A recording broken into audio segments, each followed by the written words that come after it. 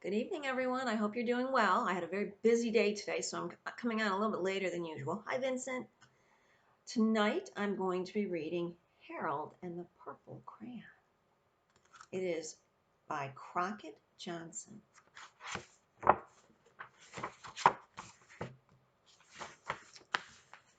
One evening, after thinking it over for a long time, Harold decided to go for a walk in the moonlight.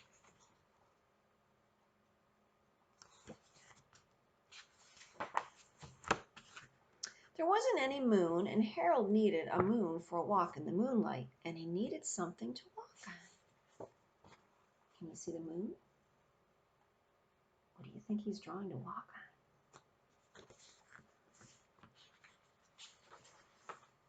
He made a long, straight path so he wouldn't get lost. That's pretty smart. And he set off on his walk, taking his big purple crayon with him.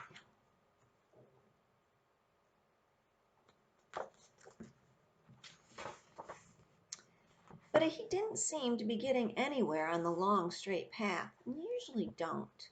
So he left the path for a shortcut across a field, and the moon went with him.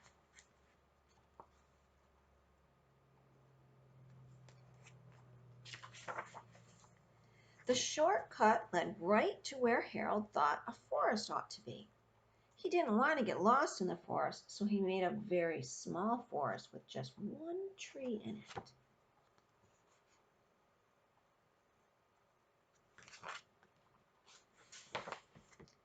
It turned out to be an apple tree. That's what happens sometimes when you're drawing. You start with one thing and it ends up being something else.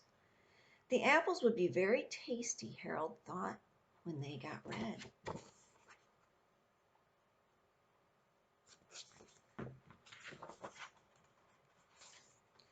So he put a frightening dragon under the tree to guard the apples. It was a terribly frightening dragon. Now, don't be frightened when you see it, because I'm sure it's going to be okay.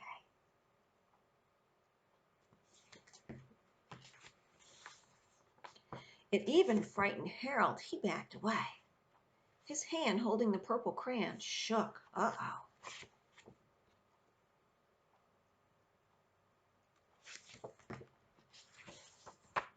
Suddenly, he realized what was happening. But by then, Harold was over his head in an ocean.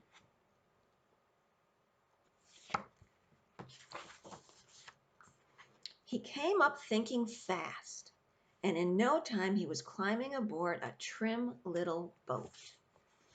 That means a nice little boat. He quickly set sail, and the moon sailed along with him.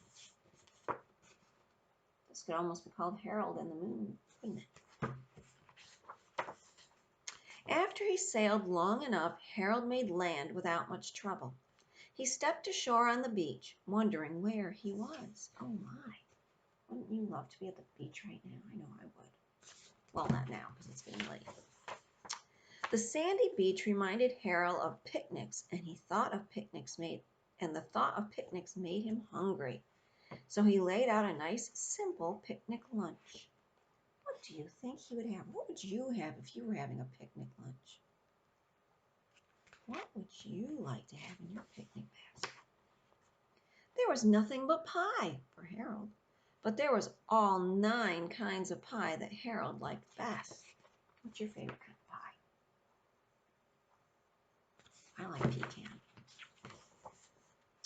When Harold finished his picnic, there was quite a lot left. He hated to see so much delicious pie go to waste. I wonder what he's going to do.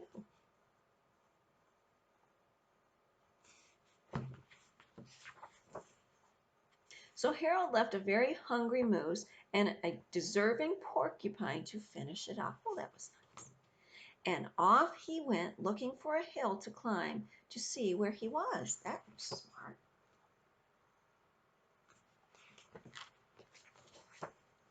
Harold knew that the higher up he went, the farther he could see, so he decided to make the hill into a mountain. If he went high enough, he thought, he would see a window of his bedroom, the window of his bedroom. He was tired and he felt he ought to be getting to bed. I wonder how many of you think, oh, I should go to bed now. He hoped he could see his bedroom window from the top of the mountain.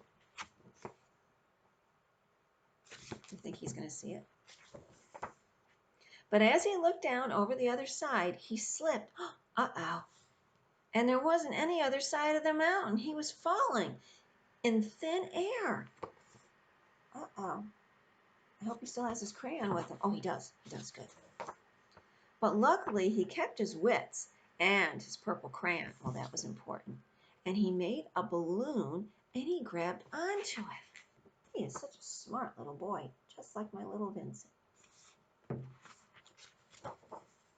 And he made a basket under the balloon big enough to stand in. That was smart.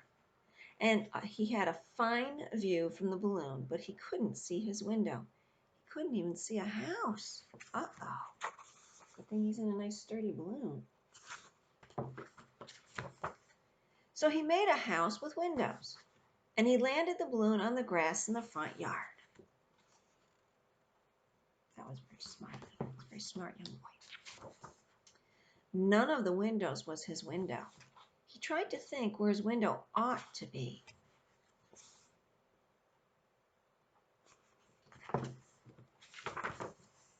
He made some more windows, and he made a big building full of windows. I still see the moon.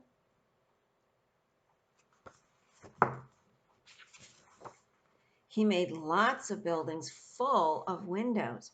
He made a whole city full of windows.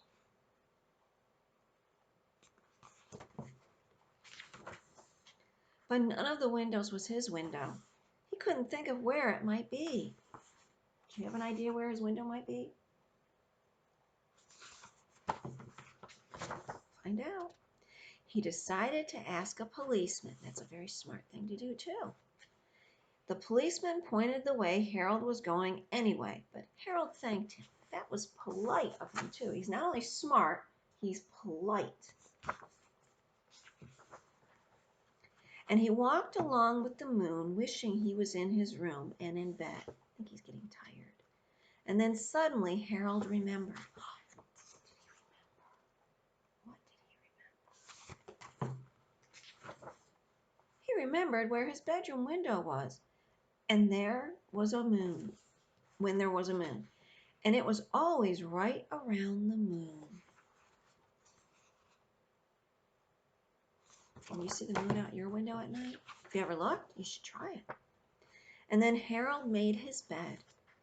And he got in and he drew up the colors. Get it? He drew up the covers, sorry. Means he pulled them up or he drew them up. Good wordplay. The purple crayon dropped on the floor and Harold dropped off to sleep. I hope you enjoyed that story. It's got my favorite color in it, so I enjoyed it, of course. I hope you have a good night and hope to see you tomorrow. Good night, Vincent. Love you.